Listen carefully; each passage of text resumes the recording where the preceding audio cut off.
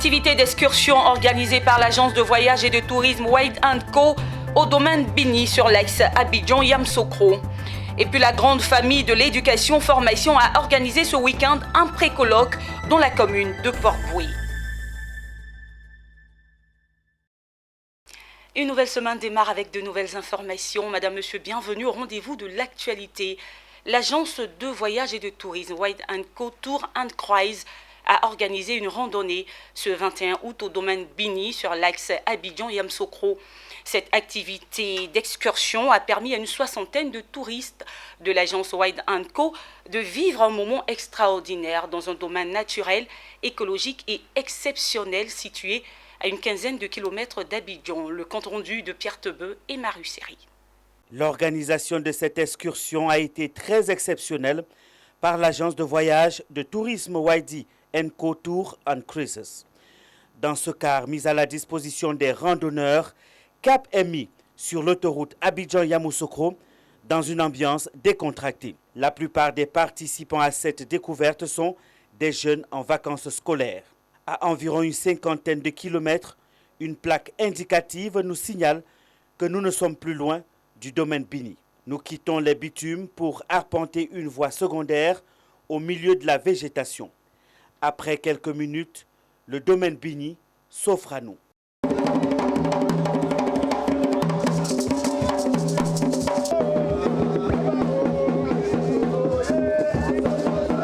Après un accueil chaleureux avec une calebasse d'eau et du vin blanc, place à la randonnée au milieu d'une végétation naturelle extraordinaire. Dans cette luxuriante végétation se cache un mystère que les organisateurs ont voulu nous faire découvrir. Notre tour se fait au milieu d'un fabuleux domaine mosaïque à la végétation riche et diversifiée, semé de forêts primaires, de plants de cacao, d'évéa, de papayers, d'autres plantes et d'arbres variés. Le soleil se lève ici et puis couche là-bas.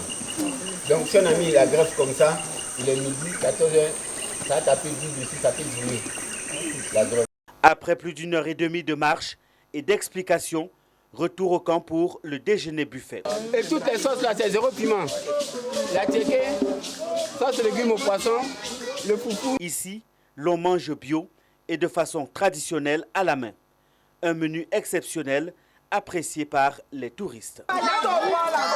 L'une des étapes qui attendait les randonneurs, c'est celle du passage au bain d'argile qui donne au corps un massage relaxant.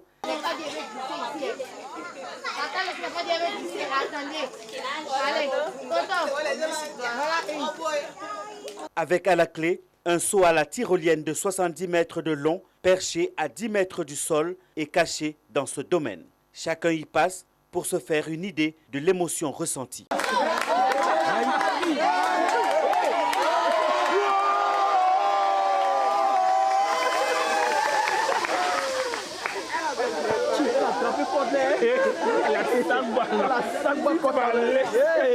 Un moment très apprécié par les touristes. Pour les organisateurs, l'objectif est atteint. Nous avons choisi le domaine Bini dans le but de faire découvrir aux différents participants nos us et coutumes.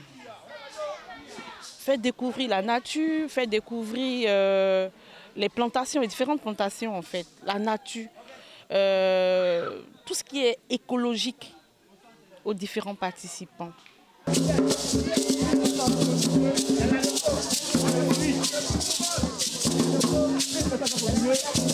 Un pari gagné pour White & Co qui s'affirme de plus en plus dans l'organisation de l'écotourisme. Nous avons commencé la colonie des vacances qui s'est très bien passée. Ainsi, nous avons l'excursion au domaine Bini, vraiment qui s'est très bien passé, qui se déroule mais qui se passe encore très bien. C'est une agence à qui vous pouvez vraiment émettre votre confiance. Cette excursion a été non seulement sportive, mais également éducative pour les participants qui repartent satisfaits de la découverte du domaine Bini. Je me sens très bien.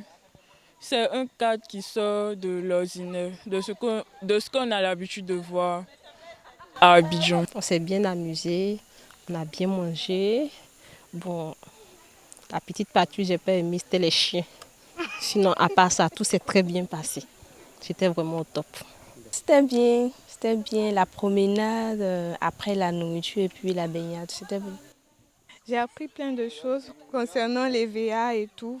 Mais j'ai beaucoup aimé la danse. C'était bien. En tout cas, je les encourage à continuer comme ça. On espère venir la prochaine fois. Waidy & Co Tour on Crisis est une agence de voyage, de tourisme qui existe depuis 2012 et fait non seulement dans le tourisme mais également dans d'autres domaines. L'événementiel, l'assurance, le tourisme religieux et la billetterie. Et samedi dernier, à la médiathèque Henriette Dagri Diabaté à Tékoubé, s'est jouée la première édition du tournoi jumelé de dictée et de Scrabble Duplicate des jeunes. À l'initiative, l'ONG Scrabblers sans frontières, en collaboration avec l'organisation du service du livre. Ce tournoi vise à donner aux enfants le goût de la lecture et partant de là les fondamentaux de la langue française. Il marque la sortie officielle de l'ONG Scrabblers sans frontières. Le reportage est signé Issa Badini et Richard Akiki. Il y a des gens qui ne savent pas lire, qui ne savent pas bien écrire. S'ils jouent au Scrabble, ils peuvent s'améliorer en français. C'est bien. Et puis, le Scrabble, ce n'est pas seulement le français, ce sont les mathématiques aussi. Très heureuse d'avoir remporté 2 prix, un prix en dictée et un prix pour le Scrabble Duplicate. Les bras chargés de récompenses. Fabiola, 11 ans, catégorie cadet avec 283 points sur 541 possibles. Et Bansé Alimatou, 18 ans, catégorie junior avec 388 points, font partie du trio gagnant de la première édition du tournoi national de Scrabble Duplicate. Elles repartent avec un trophée chacune, un certificat, un dictionnaire de Scrabble et un kit scolaire. Organisateur du tournoi, l'ONG Scrabblers sans frontières, qui, par ce rendez-vous, lance officiellement ses activités. Son président s'est dit fier et heureux d'avoir réussi ce qui était pour lui un défi, mais surtout de pouvoir, à travers ce tournoi, donner à la Côte d'Ivoire des potentiels candidats à la prochaine Coupe du Monde de Scrabble. Au sortir de cette compétition, il y a sûrement certains enfants qui vont permettre à ce que la Côte d'Ivoire aujourd'hui participe au futur championnat du monde. Et nous l'espérons, comme la marraine, Mme Sonia Boguifo l'a si bien dit, que ces enfants rentreront au pays avec des trophées pour faire honneur encore à notre nation. Témoins du tournoi, des personnalités du monde du Scrabble qui expriment leur satisfaction. La Côte d'Ivoire nous a révélé des champions africains et des champions du monde sur les 15 dernières années. Et donc, c'est un pays de grande réputation en matière de Scrabble. Je suis tout à fait satisfait de voir qu'il y a une relève et ça fait plaisir dans tout sport de savoir qu'il y a une relève. Peu avant, 30 enfants ont pu compétir autour d'une dictée comme à l'ancienne, à l'initiative, l'ONG au service du livre. Pour nous, nous estimons que lire, c'est la clé de la réussite. Mais qu'est-ce que lire si on ne retient pas les mots? Et faire un discours cohérent aussi fait appel aux lettres. Et c'est pour ça que nous avons initié depuis 7 ans le championnat de dictée et de lecture. Pour rien au monde, je n'aurais manqué de venir vous soutenir, a dit au compétiteur du jour, Sonia Boguifo, marraine de cette première édition du tournoi jumelé de dictée et de Scrabble. La Côte d'Ivoire, il faut le souligner, est double championne du monde de Scrabble, 2008 et 2016. Elle rêve de ramener de la France le 3e sacre dès ce mois de septembre avec la génération Bansé Alimatou et Beda Fabiola. Notons que tous les participants sont répartis avec chacun un exemplaire de l'œuvre littéraire de l'écrivain Assoumou Amani Hervé avec pour titre « Le cycle infernal d'une vie d'enfance ». On l'annonçait en titre, en marge des États généraux de l'éducation nationale organisés par le ministère, les parents d'élèves et étudiants se préparent à tenir un colloque sur le système éducatif. Ce week-end, un pré-colloque a réuni plusieurs acteurs de la grande famille de l'éducation et de la formation. C'était dans la commune de Port-Bouët. Ayouba Doumbia et Philippe Zabo nous font le point. En prélude à la rentrée scolaire 2021-2022, l'Organisation des parents d'élèves et étudiants de Côte d'Ivoire, au PSI, est en pré-colloque. Il s'agit d'impliquer les parents pour une gouvernance participative et efficace de l'éducation-formation. La réalité est ici que l'école n'est pas l'unique responsable de la réussite ou de l'échec des apprenants. Le rôle qu'ils ont à jouer a été mis en avant, leurs responsabilités précisées à travers des panels. Nous avons constaté que les parents d'élèves, de plus en plus, ne jouent pas pleinement le rôle qui leur est dévolu. Et donc nous voulons attirer leur attention, les sensibiliser pour qu'ils prennent conscience que s'il y a école, c'est parce que les parents ont fait des enfants, que l'institution école existe.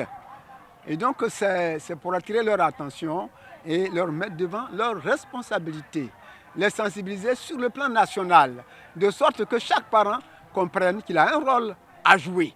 L'école, c'est un vaste chantier avec plusieurs entités. Il y a le gouvernement, il y a les parents, il y a les élèves, il y a les étudiants, il y a tout ce monde-là. Nous devons travailler en synergie pour que l'école puisse avancer. Les parents, souvent aussi, c'est des questions de moyens. Tu peux avoir des enfants très intelligents, mais si le papa à la maison lui-même n'a pas d'argent, il ne doit même pas payer cahier pour donner à ses enfants. Est-ce que vous comprenez? C'est difficile. Parce que compte tenu de la vie chère au jour d'aujourd'hui, c'est difficile, nous, les parents aussi, de pouvoir suivre les enfants. Au cours de ce précolloque, les incidences négatives dans les études ont été relevées. Il s'agit entre autres des relations conflictuelles entre parents et élèves, la toxicomanie, les grossesses en milieu scolaire, la violence infantile, le manque de respect ou encore l'abandon. Face à toutes ces incidences, il a été recommandé aux parents d'élèves de changer le fusil d'épaule. Il leur a été demandé d'avoir recours à des psychologues, un corps de métier qui devait prendre une place plus grande dans le système éducatif ivoirien. Il faudrait que le psychologue lui-même prenne part dans l'éducation des élèves. D'abord, pour ce qui est de l'éducation, pourquoi est-ce qu'aujourd'hui nous constatons l'échec? Parce que si des parents, des élèves grandissent dans une famille à caractère autoritaire, il va sans dire que cette éducation va agir sur l'élève et cela va essayer de perturber un peu son processus d'apprentissage. Donc c'est pour cela aujourd'hui nous voulons en tant que psychologue donner les rudiments, donner les stratégies, donner tout ce qu'on peut donner en tant que psychologue pour aider les élèves à pouvoir vraiment réussir. Pour sa part, Dr Brou Georgette, la représentante du ministère de l'Éducation nationale, a mentionné que, relativement aux états généraux de l'éducation nationale, le professeur Maria Toukone veut introduire une plateforme sur laquelle les parents pourront exposer leurs problèmes et apporter des solutions si nécessaire. Éducative interpelle plus d'un, et c'est en ce sens que Madame la ministre, professeur Maria Toukone, dès qu'elle a été nommée, a lancé son intention d'organiser les états généraux de l'éducation nationale, qui répond à une nécessité de la tenue d'un dialogue ouvert sur l'école ivoirienne. Rendez-vous est pris pour le mois d'octobre 2021 pour le colloque des parents d'élèves et étudiants. Le thème retenu est le rôle des parents d'élèves et étudiants pour une gouvernance participative efficace du secteur éducation-formation. Ce colloque de 2 jours s'annonce inclusif avec l'ensemble des acteurs et partenaires du système éducatif. En bref et en images, au Togo, pour l'année scolaire 2021-2022 qui débutera très bientôt, les frais d'inscription et de scolarité seront gratuits pour les collèges et lycées d'enseignement public sur toute l'étendue du territoire. C'est la décision prise samedi dernier par le gouvernement du pays. Cette mesure sociale dont l'application est immédiate s'inscrit dans la production des actions du gouvernement togolais de renforcement de la résilience des populations engagées depuis le début de la crise sanitaire. Et puis en Égypte, le gouvernement veut mobiliser grâce au secteur privé une enveloppe de 2,5 milliards de dollars afin de construire d'ici 2025 17 unités de dessalement d'eau de mer. Ces installations seront alimentées en énergie renouvelable comme le solaire et produiront au total 2,8 millions de mètres cubes d'eau potable par jour. Elles seront construites, détenues et opérées par le Fonds souverain égyptien en partenariat avec les investisseurs privés locaux et internationaux. Ainsi se referme ce journal préparé par l'ensemble de la rédaction. Merci de l'avoir suivi. Excellent début de semaine sur Business 24 Africa. Au revoir.